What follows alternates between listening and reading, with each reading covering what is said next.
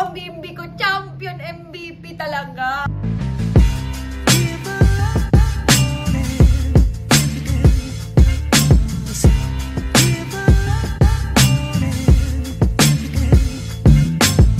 Hello everyone! Welcome sa aming vlog. Yes guys, welcome. At ang aming gagawin ngayon for our first vlog is maglalaro kami ng couple tag. At ito mga sinasabi ko sa inyo ay something na sinabi niya sa akin sabihin. Siya kasi nagsabi sa akin ito. Tapos sabi ko, sige, alam niyo naman, basta saan siya masaya, okay na. Anyways, jokes aside, okay naman talaga kasi we thought that by doing this, mas makikilala nyo kami as a couple. And at the same time, malalaman namin kung natandaan pa namin yung mga bagay-bagay sa nakaraan namin. Pero for sure, mas maraming yung natandaan si Bimbi kaysa sa akin. Kasi matanda na siya at MB ang brain ability. So, ayun nga guys. Wala kaming time na nakapagtanong sa inyo kung ano yung mga questions na gusto nyo malaman. So, if meron man, i-comment yan. Pwede naman natin ito gawin ulit.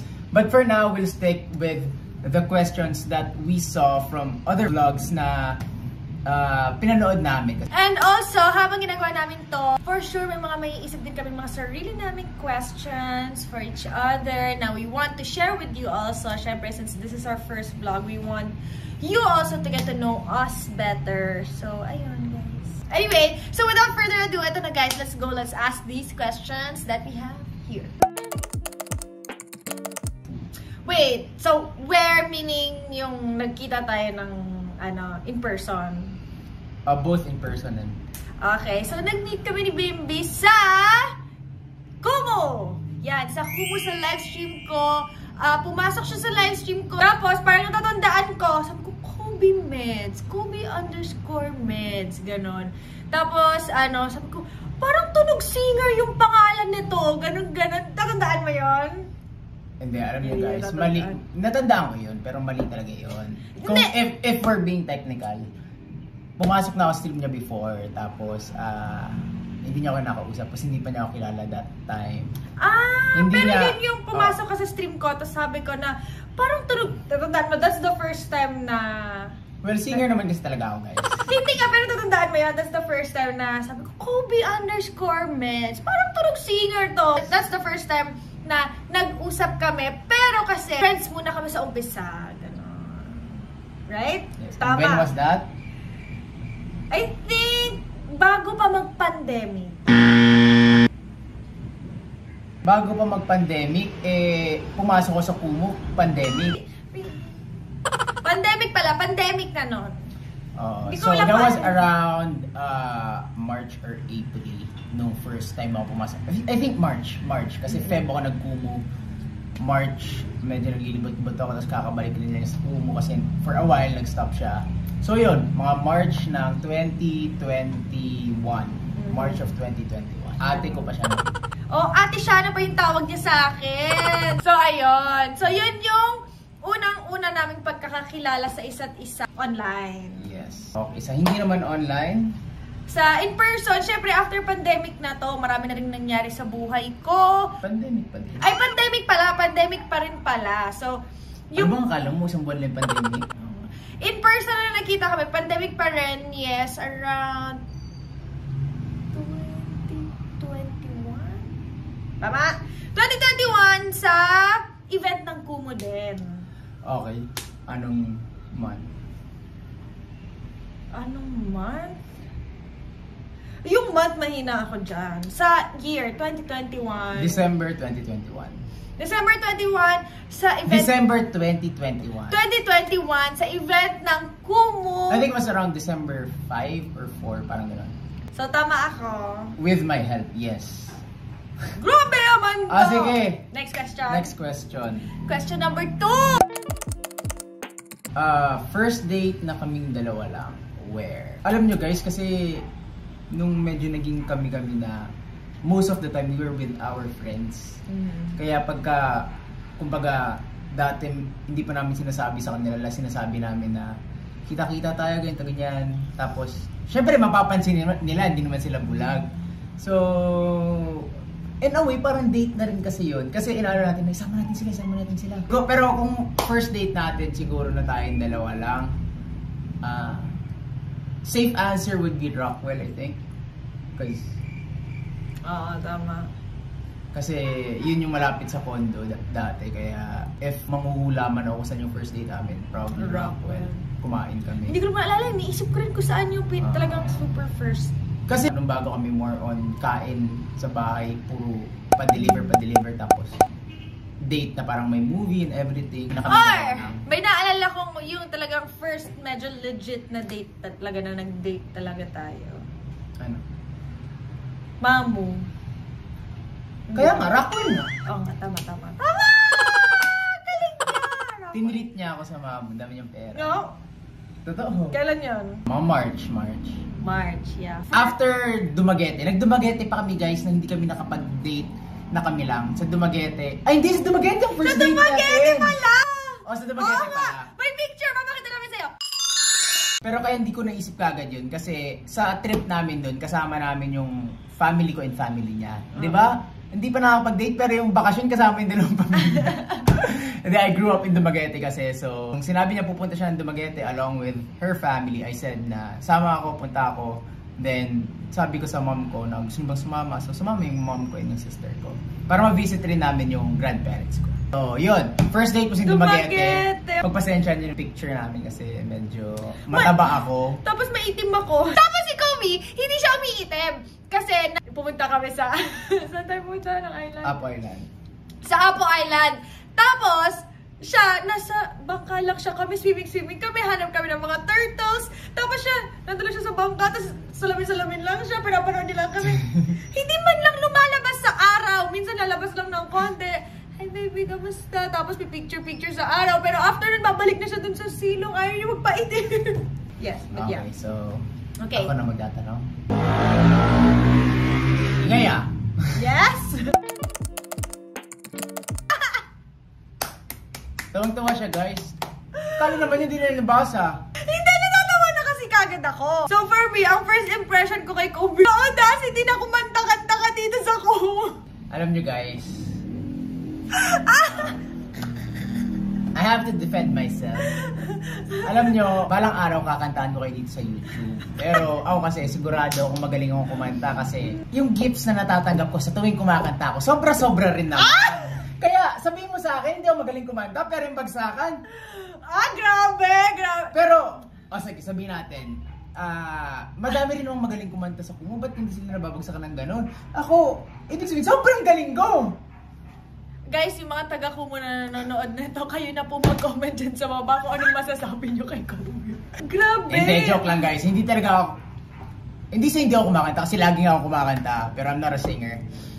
Sadyang makapal lang talaga mukha ko and salamat sa lahat na nagbabagsak dyan. Hindi ko alam kung na-appreciate nyo yung pagkanta ko or gusto nyong magbagsak para sabihin sa akin, tumigil ka, ngumiti ka na lang. Tapos ang pinaalala ko pa dati nung friends pa lang kami ni Kobe, si Davey, pag yung kanyari may concert kami, kasi may concert kami sa Kumu, di ba gagawa kami ng may concert kami.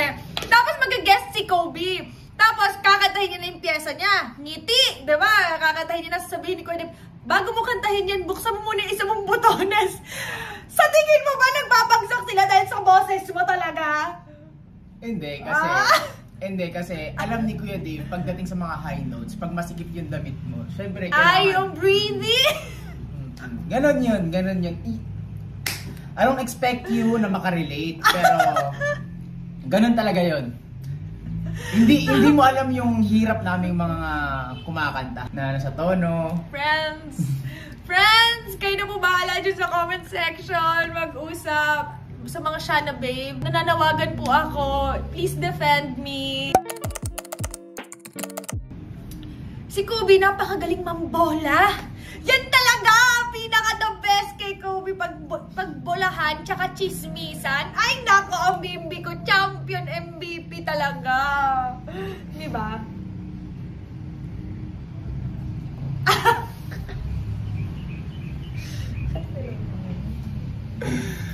Okay. Hindi, basta chismisan, nako! Pag chismisan talaga si Kobe, gano'n, napakabilis, tsaka mambola, napakagaling. Pero bukod sa mambola, syempre magaling naman ang Bimbi ko magmahal. Talaga ba? Oo naman. Tsaka syempre, very disciplined si Bimbi. So, magaling siya sa math. Lagi niya ako... Anong connection ng math sa discipline? Hindi. I mean, sinasabi ko nga sa kanila na si Bimbi, very disciplined at magaling sa math, sa mga ganyang bagay. Tapos,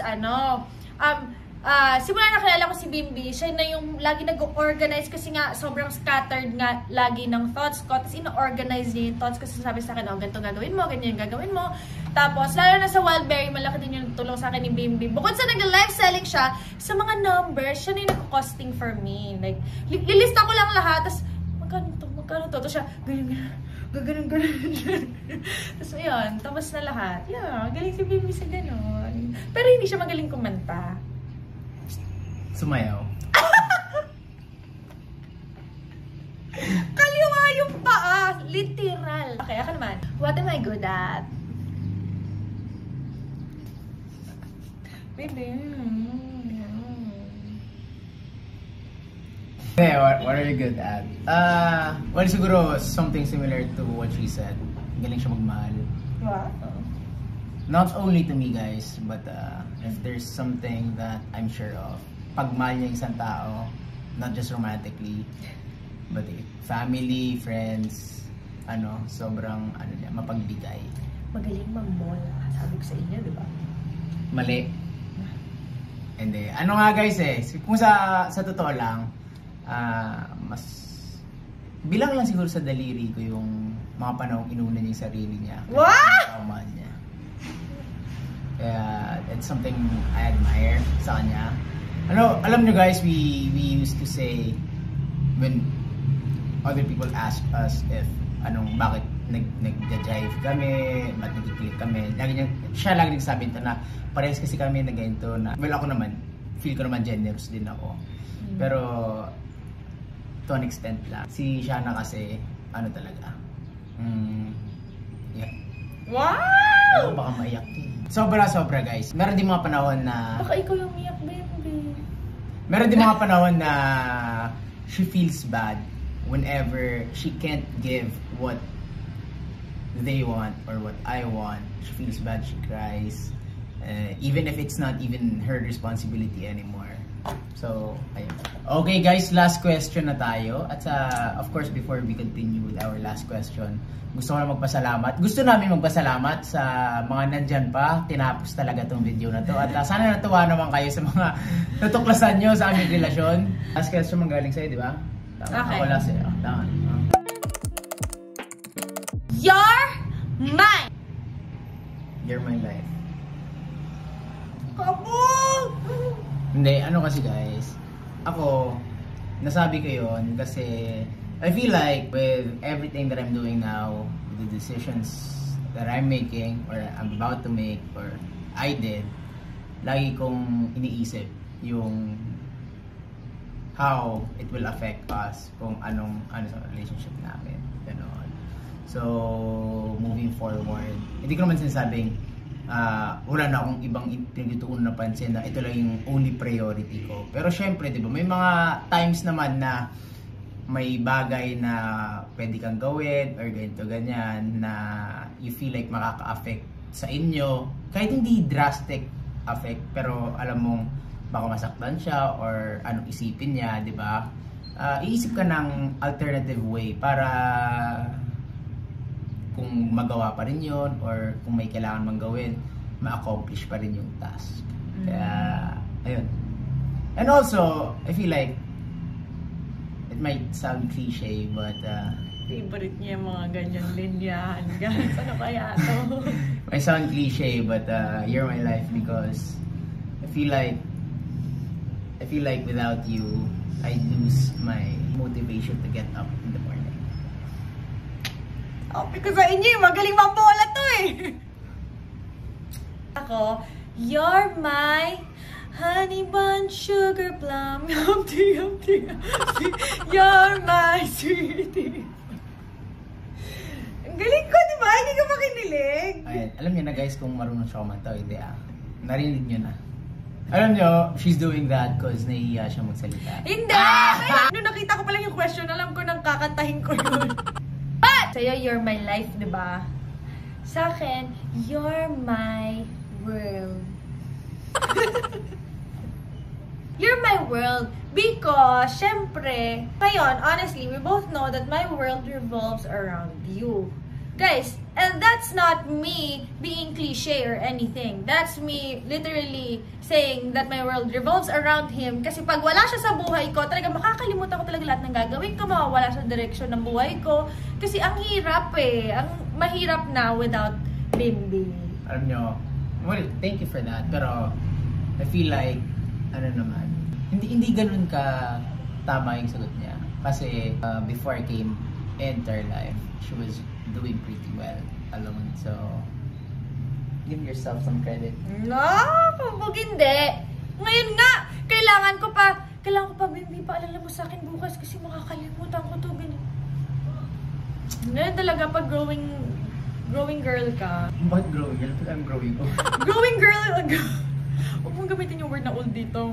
Bawal yun, bad word yun. But anyway, thank you so much guys for watching. Sana na-enjoy nyo itong aming couple tag.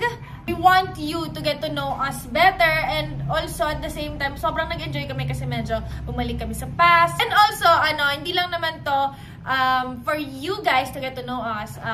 We also kind of did get to know each other a little more today because of this video. So I hope you guys enjoyed this as much as we did. And I hope you guys subscribe, like, hit the bell, everything. Comment down below kung gusto niyo pa ulit kami mag-couple tag. Lagay kayo questions dyan sa baba. And also don't forget to follow us on our social medias at Shalmay, At Kobe_Medallia. And thank you so much guys for watching. Thank you so much for watching guys.